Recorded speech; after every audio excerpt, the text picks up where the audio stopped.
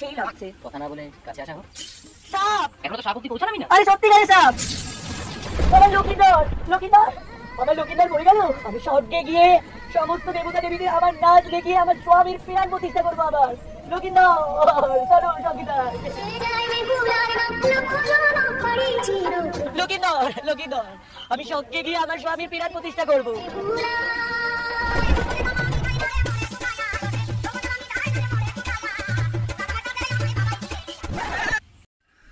এতক্ষণ ধরে যার ভিডিও আপনারা দেখলেন তিনি হলেন স্যান্ডি সাহা। উনি একজন সোশ্যাল মিডিয়া ইনফ্লুয়েন্সার। এই সোশ্যাল মিডিয়া জগতে ওনার মিলিয়ন মিলিয়ন ফলোয়ার্স এবং অনেক মানুষ ওনাকে ফলো করে চলেন। তো আজকে আমি এই স্যান্ডি সাহার এই ভিডিওটি দেখার পর আমার মনে হয়েছে একজন সনাতনী মানুষ হিসেবে এই ভিডিওটি নিয়ে দুটো কথা বলা দরকার। আমার এই ভিডিওটি দেখার পর সোশ্যাল মিডিয়াতে স্যান্ডি সাহার যত ফ্যান ফলোয়ার আছে সবাই হয়তো রে রে করে তেড়ে আসবে, কিংবা হয়তো দেখবেন পরের দিন স্যান্ডি সাহা আমাকে নিয়ে বিভিন্ন রকম গালিগালাজপূর্ণ একটি ভিডিও রোস্টিং হিসেবে প্রেজেন্ট করবে। আমার তাতে কোনো অসুবিধে নেই।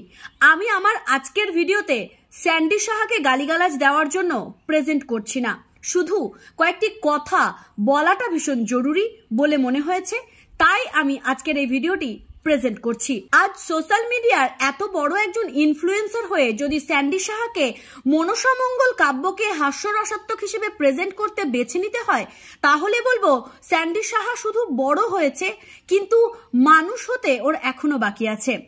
আমি স্যান্ডি সাহাকে ব্যক্তিগতভাবে অনেক ভিডিওতে দেখেছি, তার বিভিন্ন রকম কন্টেন্ট নিয়ে আমার আগেও কিছু বলার ছিল না, এখনো কিছু বলার নেই, কারণ সে একজন স্বাধীন মানুষ। সে তার সোশ্যাল মিডিয়া হ্যান্ডেলে কি পোস্ট করবে না পোস্ট করবে সেটা সম্পূর্ণই তার ব্যক্তিগত ব্যাপার। কিন্তু যখন প্রসঙ্গ ওঠে মনসামঙ্গল কাব্য, বেহুলা লক্ষিন্দর দেবী, মনসা দেবী, এইসব নিয়ে, তখন তো একটা প্রশ্ন থেকেই যায়, কেন স্যান্ডি সাহা, তুমি তো মুসলিম ধর্মের নও, কিংবা তুমি খ্রিস্টান বৌদ্ধ এসব ধর্মেরও নও, তাহলে তুমি কেন আমাদের সনাতনী দেবদেবীদের নিয়ে এইরকম একটা অশ্লীল কন্টেন্ট বানালে?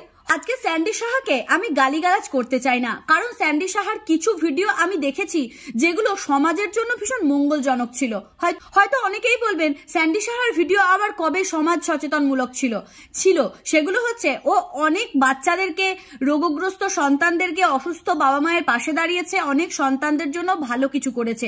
এর জন্য আমি স্যান্ডি সাহাকে বিশেষভাবে ধন্যবাদ জানাই। কিন্তু এই মনসামঙ্গল কাব্যগ্রন্থটিকে অপমান করার জন্য আজ সত্যিই তোমাকে ভিতর থেকে ধন্যবাদ জানাতে পারছি না। তুমি একজন সনাতনী মানুষ হয়ে যদি সনাতন ধর্মের দেবদেবীদেরকে এইভাবে ভুলুণ্ঠিত করো, অপমান করো, তাহলে তো অন্য ধর্মের মানুষেরা এসে খিল্লি করবেই। একবার কি ভেবে দেখা দরকার ছিল না যে অন্তত মনসামঙ্গল কাব্যগ্রন্থটিকে ছেড়ে দেওয়া উচিত, যেখানে দেবী মনসার কথা বর্ণনা করা হয়েছে? এমনকি তুমি বাসর ঘরে বেহুলা লক্ষিন্দরের সাপ শব্দটি দিয়ে একটা অন্যরকম জিনিস ইন্ডিকেট করার চেষ্টা করেছো, যেটা আমরা সকলেই বুঝতে পেরেছি। তোমার ওই ভিডিওটি দেখার পর থেকে আমার মনে হয়েছে একজন মানুষ হিসেবে অ্যাটলিস্ট আজকে তোমাকে কিছু একটা বলি, যে তুমি তো মানুষ হিসেবে খুব একটা খারাপ নও, সবসময় সমাজের ভালো কাজেই যুক্ত থাকো। হ্যাঁ, হতে পারে তোমার কন্টেন্ট গুলো একটু ভালগার টাইপের হয়, সবার সামনে তোমার কন্টেন্ট দেখা যায় না, কিন্তু তবুও তুমি মানুষ হিসেবে ভালো। এই কারণের জন্য তোমাকে নিয়ে আমি কোনোদিন কোনো ভিডিও বানাইনি। অনেকেই হয়তো বলবেন আজকে কেন বানাচ্ছেন, আজকে কি আপনি ভিউজের জন্য ভিডিও বানাচ্ছেন? তাহলে আমি একটা কথা মনে পড়িয়ে দিই, আজকে বলে নয়, আমার অনেক ভিডিওই ভাইরাল হয়েছে। তাই শুধুমাত্র স্যান্ডি সাহাকে নিয়ে ভিডিও বানানোর উদ্দেশ্য আমার ভিউ গেইন করা এটা কিন্তু নয়। ভিউজের জন্য আমি স্যান্ডিকে নিয়ে ভিডিও বানাচ্ছি না। আমি স্যান্ডিকে ব্যক্তিগতভাবে ভীষণ শ্রদ্ধা করতাম। ও যখন মায়াপুরে গিয়ে বিভিন্ন রকম ধর্মমূলক ভিডিওগুলো করছিল, আমি তখন ওর পোস্ট দেখতাম। কিন্তু আজকের এই ভিডিওটি দেখার পর মনে হয়েছে যে স্যান্ডি সাহা আরেকটু বিবেক জাগ্রত অবস্থায় যদি ভিডিওগুলো করতো, তাহলে হয়তো মনসামঙ্গল কাব্যগ্রন্থটিকে সে ছেড়ে দিত। কারণ ও আজকে যেটা প্রেজেন্ট করেছে সেটা কোনো কন্টেন্ট নয়, সেটা শুধুমাত্র সনাতন ধর্মকে অপমানপূর্বক কয়েকটি কথা।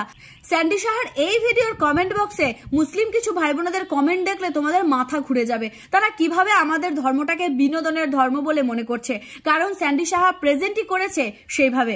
আজকের আমার এই ভিডিওটি ছিল সেই উপলক্ষেই।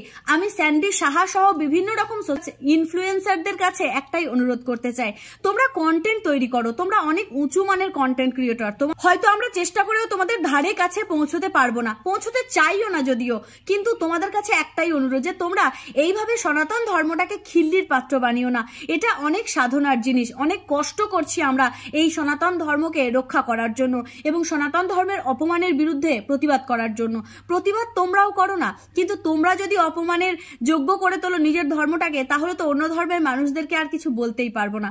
আজকের ভিডিওটি এখানেই শেষ করছি। দেখা হচ্ছে নতুন কোনো ভিডিওতে নতুন কোনো দিন। ততক্ষণের জন্য সকলে ভালো থাকুন, সুস্থ থাকুন। আমার ভিডিওটি স্যান্ডি সাহা পর্যন্ত পৌঁছে দেবেন, আমার এই ভিডিওটি স্যান্ডি সাহা পর্যন্ত পৌঁছে দেবেন, কারণ তার প্রয়োজন আছে আমার এই ভিডিওটি দেখার। আমি আবারও বলছি, তাকে আমি কোনো ব্যক্তিগত আক্রমণ করতে চাই না, শুধুমাত্র তার ওই কন্টেন্টটা নিয়েই কথা বলছি। তার ওই কন্টেন্টটা যথেষ্ট কুরুচিপূর্ণ ছিল এবং সনাতন ধর্মকে অপমানপূর্বক ছিল। তো যাই হোক, আজকের ভিডিওটি এখানেই শেষ হচ্ছে। আমার পেজে যারা ভিডিও দেখতে পছন্দ করেন তারা অবশ্যই ভাবে পেজটিকে ফলো করে দেবেন। জয় শ্রীকৃষ্ণ, রাধে রাধে।